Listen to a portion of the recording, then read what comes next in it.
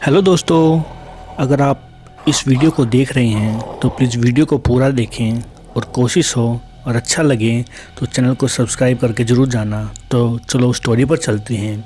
एक बार कुछ दोस्तों का ग्रुप पिकनिक मनाने के लिए अपने शहर के पास के जंगल में जाते हैं और टेंट वगैरह लगा के सब तैयारियां फुल करके बैठ जाते हैं। और अजय और उसके दोस्तों को जंगल में लकड़ियां लाने का काम मिलता है। तो अजय और उनके दोस्त जंगल में काफ़ी दूर तक चले जाते हैं और अजय अपने दोस्तों से भटक जाता है और रास्ता भूल जाता है। तो उसको कुछ दूरी पर चलने पर एक लाइट दिखती है और एक खूब सजा हुआ मकान दिखता है और वह उस रोशनी की तरफ बढ़ता चला जाता है। देखते देखते और वहाँ पे खूब सारी लाइटें लगने से ऐसा पता चलता है कि यहाँ पे कोई जश्न का माहौल था। तो वो ऐसे ही उसमें घुस जाता है और बाहर कुछ औरतें और एक लड़की आती है, उसको कहती है कि अरे तुम्हारे कपड़े तो काफ़ी भीग गए हैं, चलो तुम यहाँ पे कुछ दूर चलने पर जाओगे तो एक कमरा होगा, वहाँ पे जाके अपने कपड़े चेंज कर लो। और हंस के वहाँ से चली जाती है। लेकिन अजय क्या करता, वो इन सब में फंसा हुआ था, रास्ता भूल गया था, तो चला जाता है और बाथरूम में चला जाता है। बाथरूम में जाने के बाद वहाँ का नज़ारा देखकर उसके पैरों तले से ज़मीन खिसक जाती है।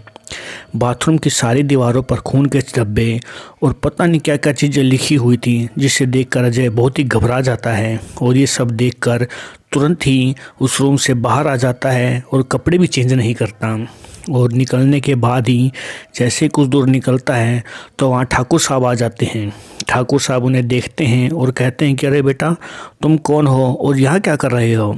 तब वह कहता है कि सर, मैं तो रास्ता भूल गया और मैंने यहाँ पे आपको रोशनी आती हुई देखी तो मैं यहाँ पर आ चुका हूँ और कोई बात नहीं। ठाकुर साहब कहते हैं कि ठीक है, अगर तुम आ ही गए हो तो सबसे पहले काम करो, अपने कपड़े बदल लो। तुम मेरे वाले बाथरूम में जाकर अपने कपड़े चेंज कर लो, अगर तुम्हें अच्छा नहीं लग रहा है। तो वह ठाकुर साहब के बाथरूम में जाता है और कपड़े चेंज करने लगता है। वो शीशे में अपनी शक्ल देखकर मानो जैसे वो अभी बेहोश हो जाएगा और उसका दिल उसके सीने से बाहर आ जाएगा, ऐसा नज़ारा देख लेता है। शीशे में उसे अपनी शक्ल तो दिखती है लेकिन अपना सर उसके अंदर दिखाई नहीं देता। और ये सब देखकर तो बस वो ये सोच रहा था कि मैं कैसे तैसे यहाँ से भाग जाऊँ। और उसे उस हवेली का पता लग जाता है कि ये कोई हवेली नहीं, कुछ न कुछ ज़रूर है यहाँ पे और कुछ शैतानी ताकत है। और ये सब घबराते देखकर तुरंत वहाँ से बाहर निकलता है और ठाकुर साहब उसको मिल जाते हैं। और ठाकुर साहब पूछते हैं, अरे बेटा क्या हुआ, तुमने कपड़े चेंज नहीं किए और इतनी हड़बड़ाहट में कहाँ भाग रहे हो। तब वह कहता है कि सर, मैंने यहाँ देखा कि पहले वाले बाथरूम में तो खून के धब्बे लगे हुए थे और आप वाले बाथरूम में जब मैंने कपड़े चेंज करने लगा तो मेरा सर ही नहीं दिखाई दिया मुझे शीशे के अंदर। तब ठाकुर साहब समझ जाते हैं कि तुम्हें सारी हकीकत का पता चल चुका है। और ठाकुर बड़े ही अजीब तरीके से मुस्कुराते हैं और ये सब देखकर अजय की सिट्टी पिट्टी गुम हो जाती है। और ठाकुर साहब उसे बड़े प्यार से कहते हैं कि तुम सोफे पर बैठो, मैं तुम्हें सारी चीज़ें बताता हूँ। तब ठाकुर साहब की ये बातें सुनकर घबरा जाता है और कहता है कि नहीं नहीं, मैं जाऊँगा, मैं यहाँ एक पल नहीं रुक सकता। ठाकुर साहब कहते हैं कि ठीक है, तुम मेरी पूरी बात सुन लो, उसके बाद मैं तुम्हें खुद तुम्हारे कैंप पर छोड़ाऊँगा। और ये सब सुनकर तो अजय की सिट्टी बिट्टी तो क्या, अजय का तो पता नहीं क्या क्या गुम हो गया था। ये सब ठाकुर साहब कहते हैं कि बेटा, ये जो तुम हवेली देख रहे हो ये हवेली नहीं, पुराने टाइम में ये एक अस्पताल होता था। अजय कहता है ये कैसे हो सकता है, अस्पताल तो ये लग ही नहीं रहा।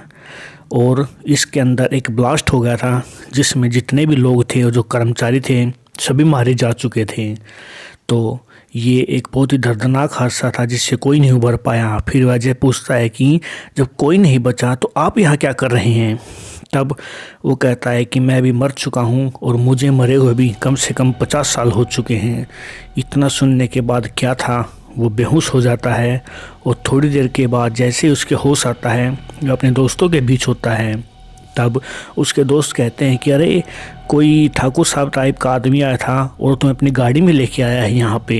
तब वो कहते हैं कि उनकी बड़ी बड़ी मूँछें थी। वो कहता है कि हाँ, उनके काफ़ी बड़ी बड़ी मूँछें थी, रोबीला चेहरा था, वही तुम्हें यहाँ तक छोड़ के लेके आए हैं। और ये सब देखकर और सुनकर वो सदमे से बाहर नहीं निकल पाता। और अजय जब भी इस हादसे को याद करता है उसकी रूह तक उसकी काँप चुकी होती है। तो दोस्तों, हम जहाँ भी जाएं, जहाँ भी रहें, किसी भी माहौल में जाएं, एक बार उसको अच्छे तरीके से देख लेना चाहिए, क्योंकि हो सकता है किसी भी खूबसूरत चीज़ के पीछे एक भयानक हकीकत होती है। तो दोस्तों, ये कहानी कुछ ऐसी थी जिसमें रोमांचक, डर, खौफ और एक अच्छी रूह की भी इसमें एक झलक दिखाई देती है। वो ठाकुर चाहता था उसको ही मार सकता था, लेकिन उसने सही सलामत अजय को उनके दोस्तों के पास मिला दिया।